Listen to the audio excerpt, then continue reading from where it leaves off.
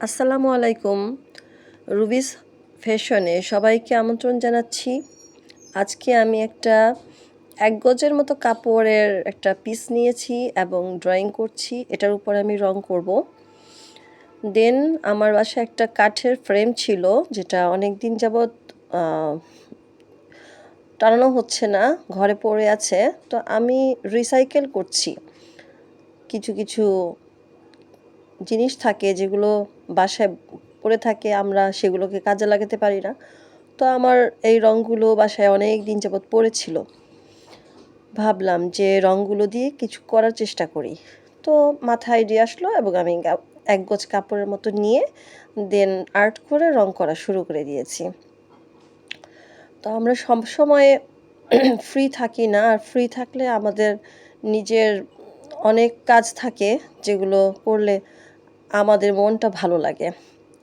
ছবি আঁকা, ড্রয়িং করা, ফুল গাছ লাগানো, সবজি গাছ লাগানো, পশু পাখি পালন করা বা বাচ্চাদের নিয়ে খেলাধুলা করা, এগুলো কিন্তু মন ভালো রাখার একটা উপায়। মুভি দেখা বা গান শোনা, তারপরে কবিতা আবৃত্তি করা, কবিতা পড়া, গল্প উপন্যাস পড়া, ভালো বই পড়া, কোরআন হাদিস পড়া, এগুলো করলেও কিন্তু মনটা ভালো থাকে। অপরদিকে আপনি মানুষের সাথে কথা বলতে গেলে দেখা যাবে মানুষের নামে বদনাম করা হয়, সমালোচনা করা হয়, সেগুলো অ্যাভয়েড করা যায় যদি আপনি নিজের মতো করে এই কাজগুলো ঘরে বসে বসে করতে পারেন। আপনি ভালো কাজগুলো করেন যাতে কোনো মানুষের কোনো খারাপ না হয়, কোনো মানুষকে আপনি উম অপছন্দ করতেই পারেন বা কেউ আপনাকে অপছন্দ করতেই পারে।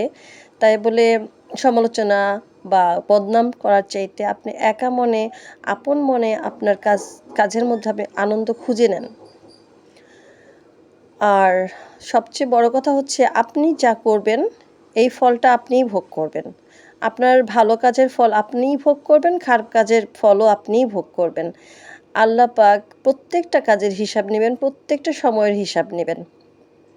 আমরা কেউই কিন্তু ভুল ত্রুটির ঊর্ধ্বে নই। আমরা কিন্তু প্রত্যেকটা মানুষ, আমরা ভুল করি, আমরা অন্যায় করে ফেলি, আমরা প্রায়শ্চিত্ত ভোগ করি এবং আমরা অনুতপ্ত হই। আমরা সরি বলতে পারি না, কিন্তু আমাদের সরি বলা উচিত। এবং আমাদের যে বিবেক, আমাদের বিবেকের কথা আমাদের আম শোনা উচিত। আমরা অনেক সময় ভুল করে ফেলি, লোভে পড়ে আমরা ভুল কিছু করে ফেলি অথবা অন্যায় কিছু করে ফেলি এবং পরক্ষণেই যদি আমরা বুঝতে পারি এটা আমার ভুল হয়েছে, আমি যদি আল্লাহ পাকের কাছে মাফ চাই, ক্ষমা প্রার্থনা করি, আল্লাহ আমাদের ক্ষমা করে দিবেন। তো সকল আপুদের, ভাবিদের উদ্দেশ্যে বলছি, আম ভালো কাজ করুন, ভালো চিন্তা করুন এবং সময়টাকে কাজে লাগান। আর ড্রয়িংটা অত ভালো হয়নি। ভবিষ্যতে এর চেয়ে বেটার কাজ নিয়ে আপনাদের সামনে হাজির হওয়ার ইচ্ছা আছে। আশা করছি আপনারা আমার সাথে থাকবেন এবং লাইক, সাবস্ক্রাইব করবেন। আর ভুল ত্রুটি হলে ক্ষমা করে দিবেন। আসসালামু আলাইকুম। সবাই ভালো থাকবেন।